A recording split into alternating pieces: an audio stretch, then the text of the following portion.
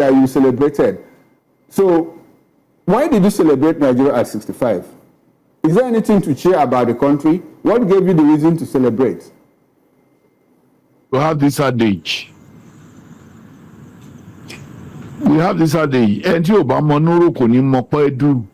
Anybody who cannot think properly will not know how to give thanks to God.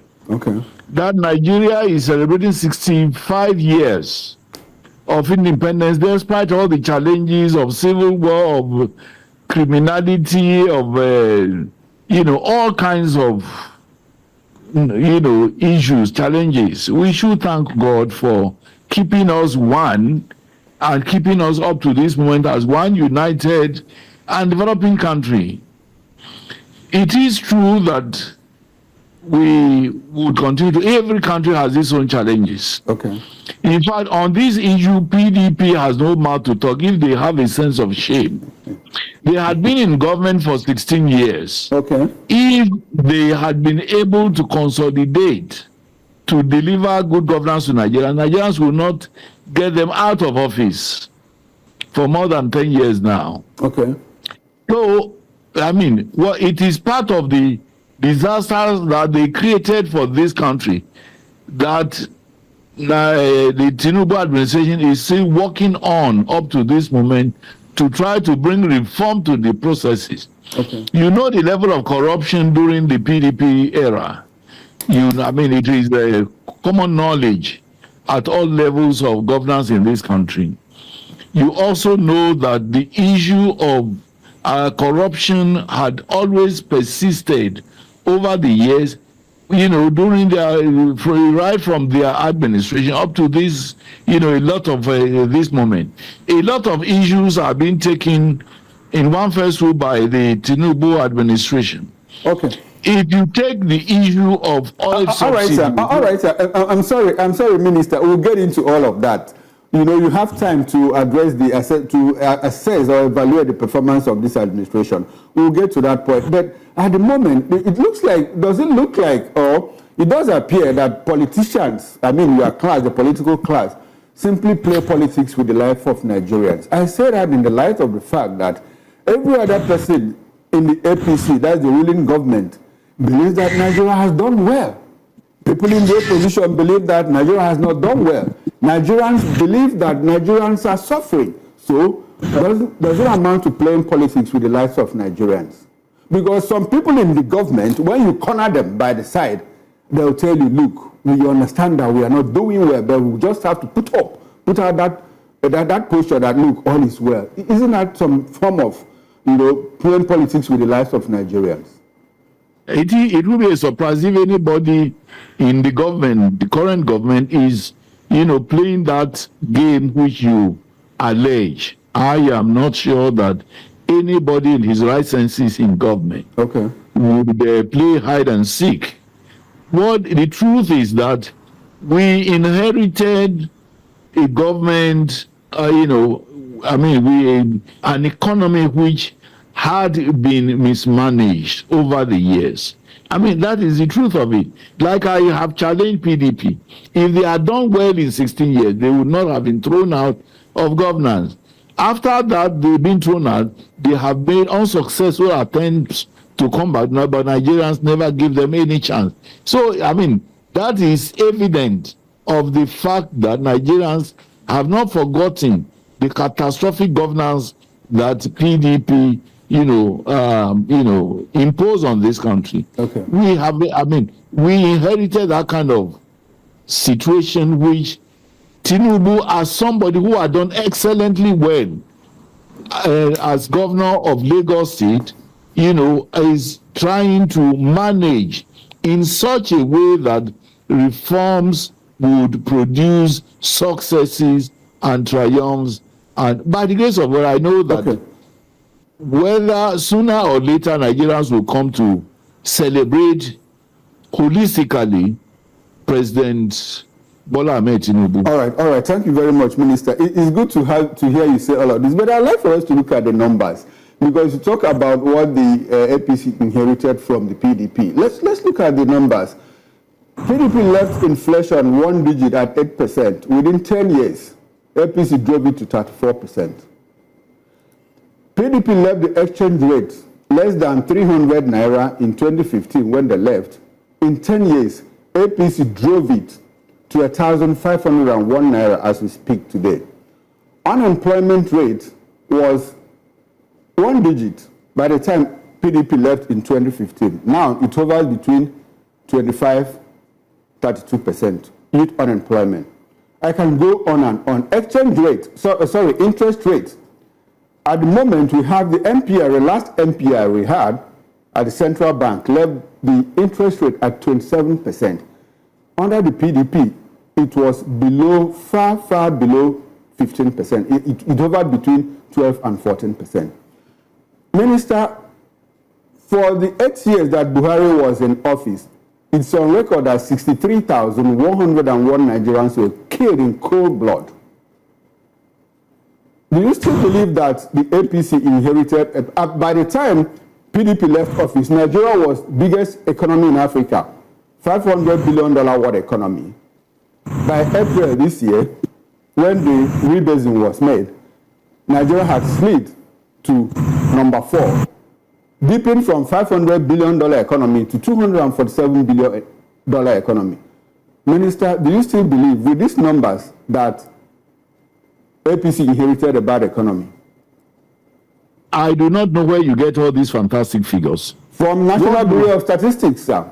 The records are there. Here from official and foreign sources. I don't know the basis of your statistics. And if you seriously want to rely on statistics, I think you have to get, official statistical bodies, including the United Nations and other foreign bodies who have been commending Mr. President for his bold moves. In any case, I am not an economist and I'm not a man of figures, but I think in discussing nationally issues of statistics, you should get appropriate statistical. Sorry, Minister, I just told you that the figures I read out are from Nigeria's own Nigerian government survey agency, the National Bureau of Statistics. That's my source. Don't know. I know you are a journalist and you are reeling them out. Official. I don't know the figures. I don't know the documents you are relying on. And I am advising that if we want to be really seriously argue on issues of statistics, then we get economists and we get people from the Bureau of Statistics to assist us get a balanced assessment. All right, Minister, at the first value, do you think that Nigerians are better off 10 years now than 10 years ago? Which one will it be for you, sir? It will be unrealistic to compare issues far over 10-year period. The number of people we have in Nigeria is not the same that we have now. So every other issue would need to have reliable data on. All right. And I would suggest that perhaps it will be out of place to just really one-sided figures. I'm saying this with all due respect to you. It's okay, sir. I'm saying this with all due respect to you, please. All right. So basically, what you are saying is that the Nigerian government, because the tag for this show is that we have an insider account because you've played in government in the past 30 years. So apparently, you are telling Nigerians that we didn't plan ahead because we don't even have the numbers. But Mr. Minister, the president in his anniversary speech to Nigerians said that the country has turned the corner. The worst is over. His exact words. But a few days ahead of the same celebration, 65th independence celebration, the federal government had cancelled the parade, declared low-key, and not create any fanfare. Isn't that some form of contradiction regarding the turning the corner and the worst being over? Makes sense. Why do you have to continue celebrating, the outward kind of celebrations, which will cost more money, which would create more problems and all of that? Or don't you believe, Mr. President, in whatever he had said over the last 1 or 2 weeks? I believe he has more facts, he has more information than all the rest of us. And unless we have very strong facts to counter it, we must give him the benefit of the doubt.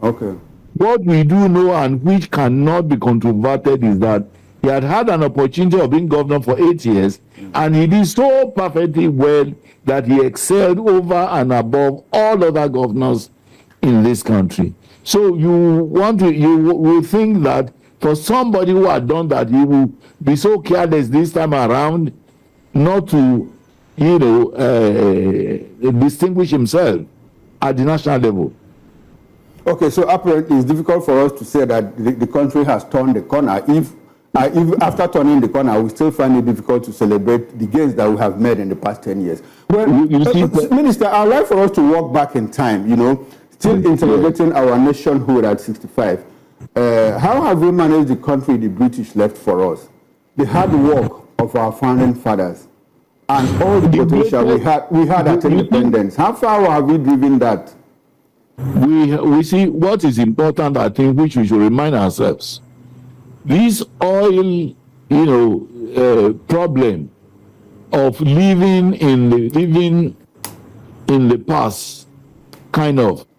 We had a situation in this country, our refineries over the last 30 years had hardly worked. Okay. And we kept living on borrowed times. We kept living on borrowed resources.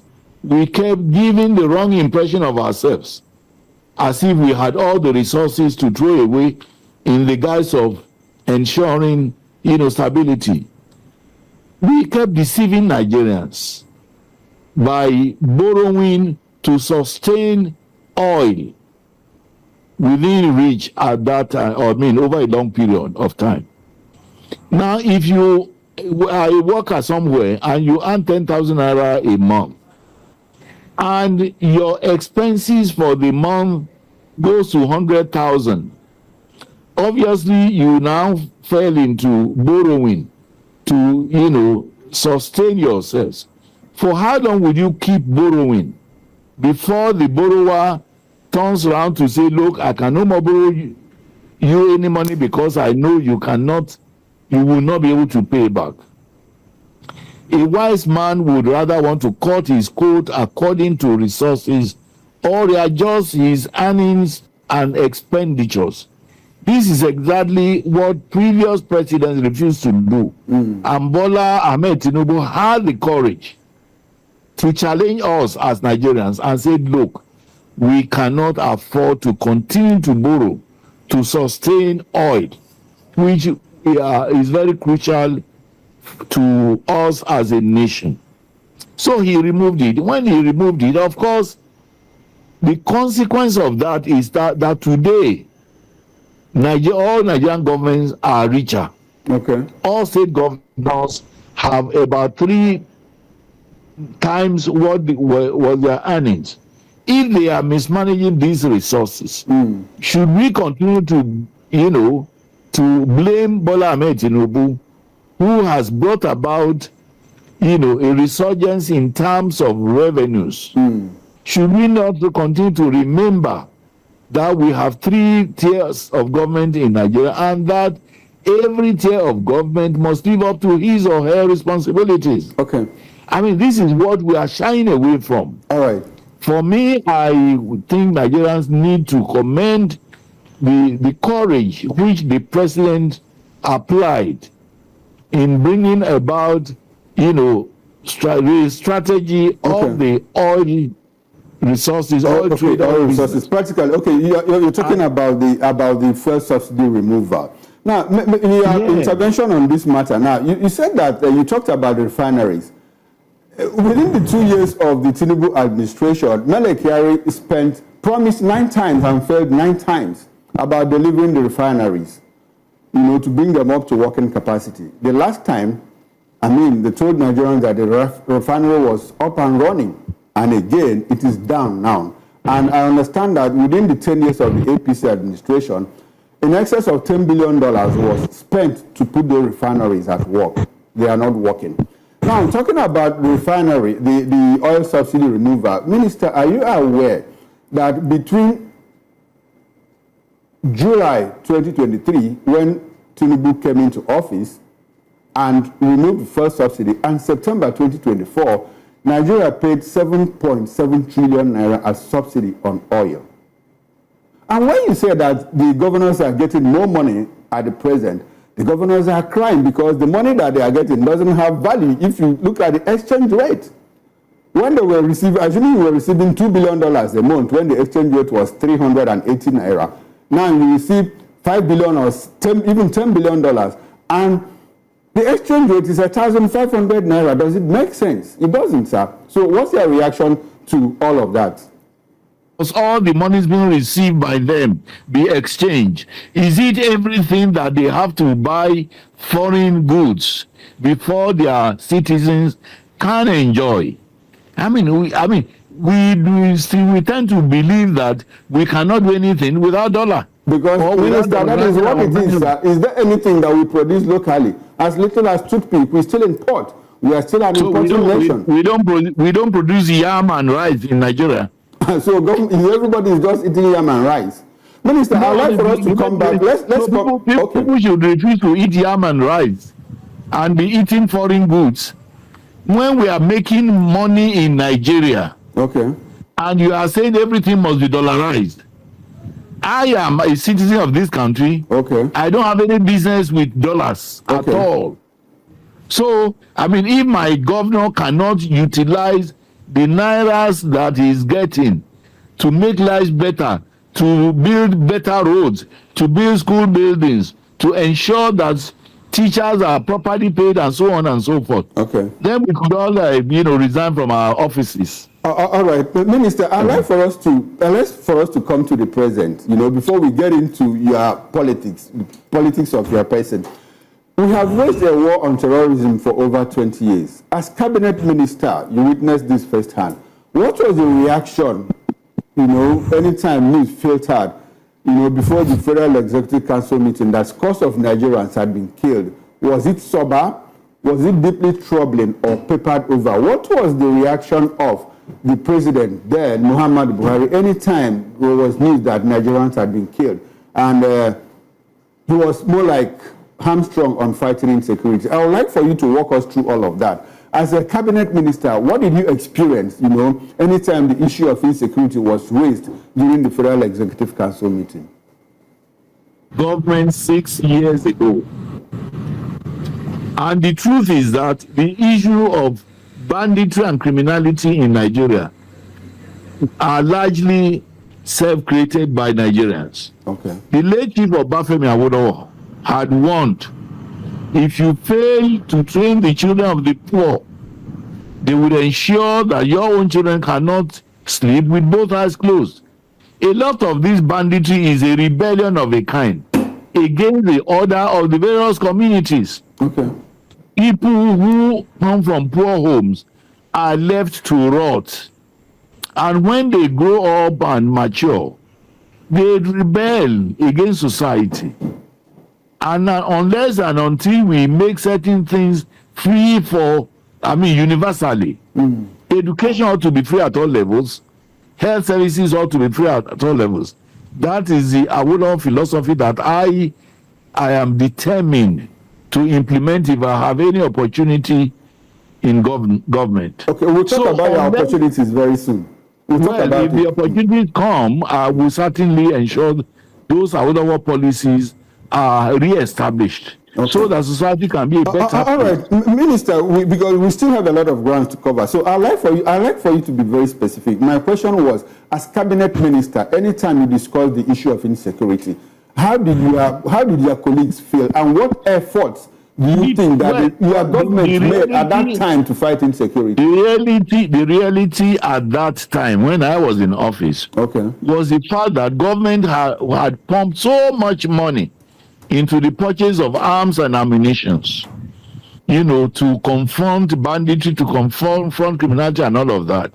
I think the regrettable thing is that a lot of the monies, were mismanaged. Okay. That is the truth of it. And I, even as a government person, I still regret it till tomorrow, because I think the Nigerians have not gotten the best in the area of expenditures on fighting criminality, fighting banditry and insurgency. Okay. A lot of it. But I don't have all the facts. I was not, connected in any way with the Minister of Defense or the, security personnel and all of that. Okay, so wasn't there some form of cooperation? Wasn't there some form of cooperation between your ministry and the Ministry of Defense? Because you were the one that rolled out the national identification number, and the essence of it was to tie it, to people so that we will be able to trace,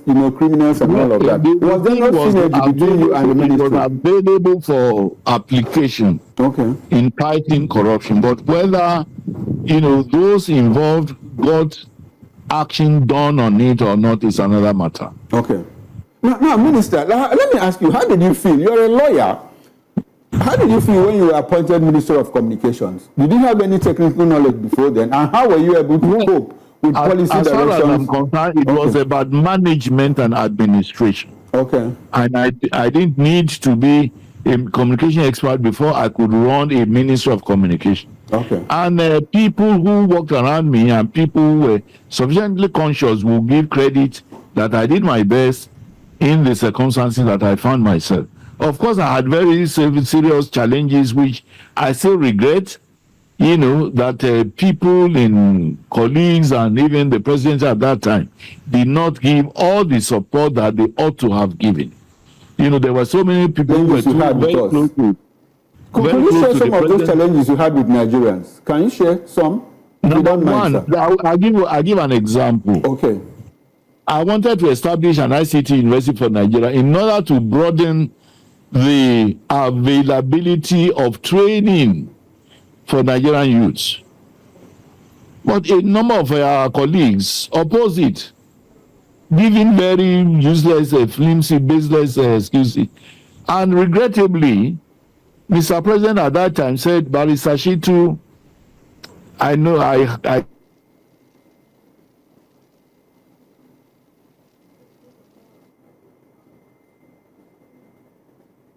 ambitious project, so we have to step it down.